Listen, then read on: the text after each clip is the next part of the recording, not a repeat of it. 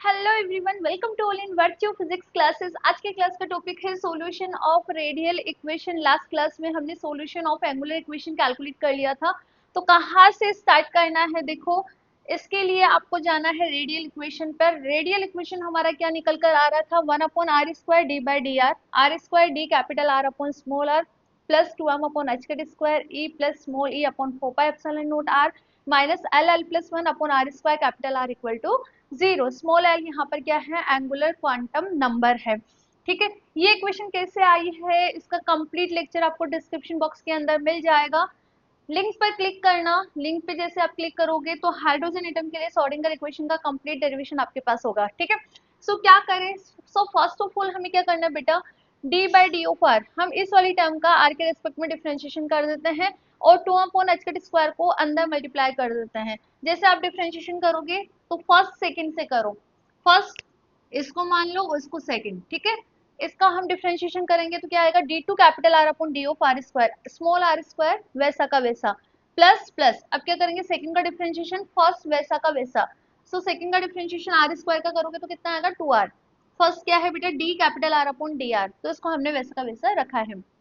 तो m upon h² को अंदर मल्टीप्लाई करो तो 2 टाइम्स आएगी बेटा, 2m upon h² plus 2m e² upon h², its multiple 4π0 r, ये टर्म ऐसा का ऐसा and capital R equal to 0। This is equation number 1। Now इस इक्वेशन हमें क्या कंसिडर करना है, हम यहाँ पे कंसिडर करके चल रहे हैं कि ये जो टर्मिनोलॉजी है 2m e अपॉन h², बेटा यहाँ पे बेटा मैं कंसिडर करूंगी माइनस का 2m e upon h², this is equal to alpha. ठीक है, and then in the second term 2me square upon 4π0 r h cut square, it's divided by alpha equal to lambda। या फिर हम बात करें बेटा कि ये जो वैल्यू है m e square upon h cut square, its multiple 4π0 r, इसे हम लैम्डा अल्फा से डिनोट कर रहे हैं। ये क्या है, छोटे छोटे से मैथमेटिकल यहाँ पर हम डेरिवेशन को सिंप्लीफिकेशन करने के लिए छोटे छोटे से यहाँ पर क्या बोलते हैं इनको, मॉडिफिकेशन यूज में ले रहे हैं ताकि हम डेरिवेशन तक पहुंच सके। ठीक है, so put the value of 2m upon h cut square which is minus का अल्फा²। सो इक्वेशन 1 देखो, अब ये रहा आपका इक्वेशन 1। इसको सिंप्लीफाई कर लो ना बेटा, r² को अंदर मल्टीप्लाई करोगे कैंसिल आउट हो जाएगा, यहाँ पर इसके डिनोमिनेटर में r² आएगा तो 2 अपॉन r आएगा, d capital R by small r plus plus, इसको हम माइनस का अल्फा² लिख सकते हैं, मैंने लिख दिया, प्लस प्लस 2 इस टाइम को हमने क्या लिखा बेटा, लैम्डा अल्फा। एक करेक्शन करना बेटा, यहाँ पे r नहीं आएगा है ना, हम यहाँ पर me² मतलब जो कांस्टेंट वैल्यू है उनको कंसीडर करके चल रहे हैं, me² upon 4π0 h cut square. So यहाँ पर बेटा हमारे पास क्या बचा बेटा, r बचा है, और ऊपर हमने क्या करा है, इस टर्म को यहाँ पे r को बाहर निकालो तो इस टर्म को हमने लैम्डा अल्फा से डिफाइन करा है, तो 2 lambda alpha is divide by r minus ये टर्म ऐसा का ऐसा capital R equal to 0। This is equation number 2। Now अब हमें इस इक्वेशन को सिंप्लीफाई करना है। इस इक्वेशन को मोर सिंप्लीफाई करने के लिए हमने यहाँ पे कंसिडर करा है रो इक्वल टू 2 अल्फा r। तो स्मॉल r क्या होगा बेटा, रो अपॉन 2 अल्फा। ठीक है, तो जहां जहां पे स्मॉल r है उसको हम रिप्लेस कर देंगे by the rho upon 2 alpha से। क्लियर है।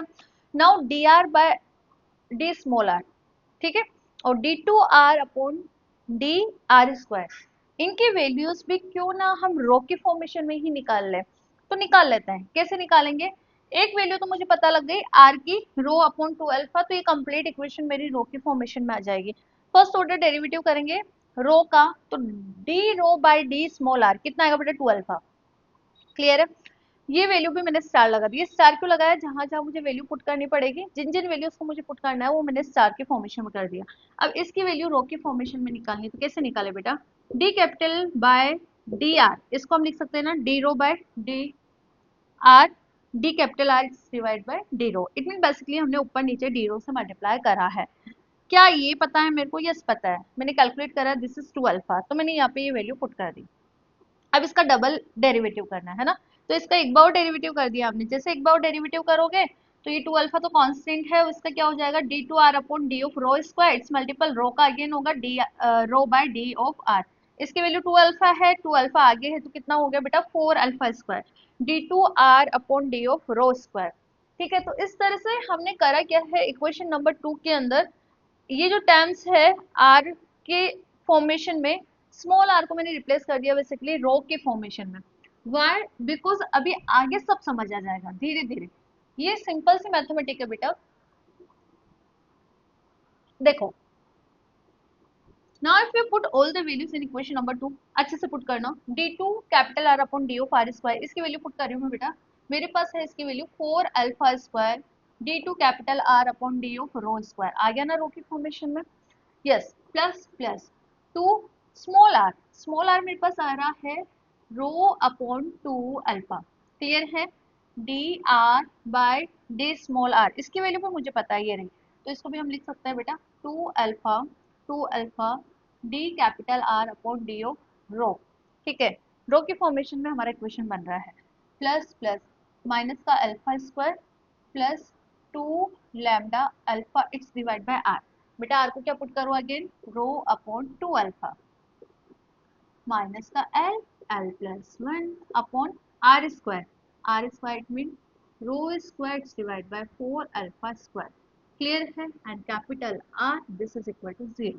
ठीक है, if you simplify this equation, सबसे पहले हम क्या करेंगे, वी डिवाइड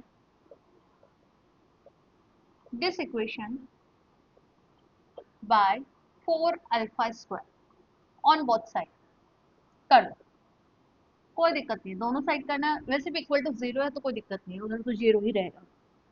बेटा करो, यदि हम इसको 4 अल्फा स्क्वायर से डिवाइड भी कर दें और सिंप्लीफाई भी करती जा रही हूँ है ना, तो क्या बचा, फर्स्ट टर्म तो ये बचा मेरे पास, प्लस यहाँ पे मैं ये डिनोमिनेटर की टर्म को ऊपर लेके जाऊंगी तो 4 अल्फा अपॉन रो ऑलरेडी है ना, और क्या कर रहे हैं बेटा 4 अल्फा स्क्वायर से हम डिवाइड भी कर रहे हैं।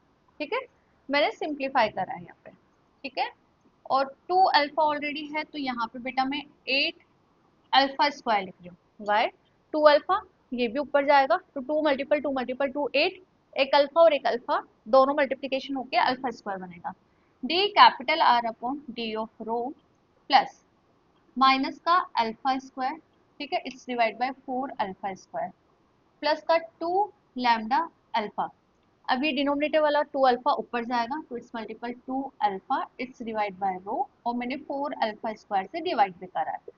माइनस का एल, एल प्लस 1, इसका डिनोमिनेटर का ऊपर जाएगा which is 4 alpha square, so its multiple 4 alpha square rho square, इसको डिवाइड भी करा है 4 अल्फा स्क्वायर से। ठीक है, this is equal to 0। Now if we simplify more, इसको और हम सिंप्लीफाई कर लेते हैं।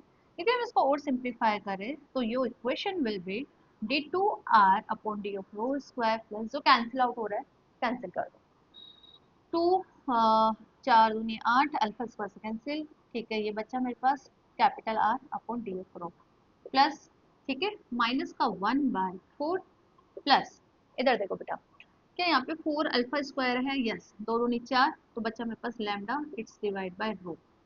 क्लियर है?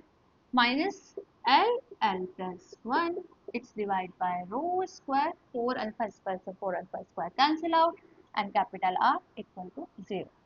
तो बेसिकली जो इक्वेशन थी, देखो कहाँ से हम रेडियल इक्वेशन स्टार्ट कर रहे हो, मॉडिफिकेशन करते करते करते करते रो की फॉर्मेशन में हम आ पहुंचे।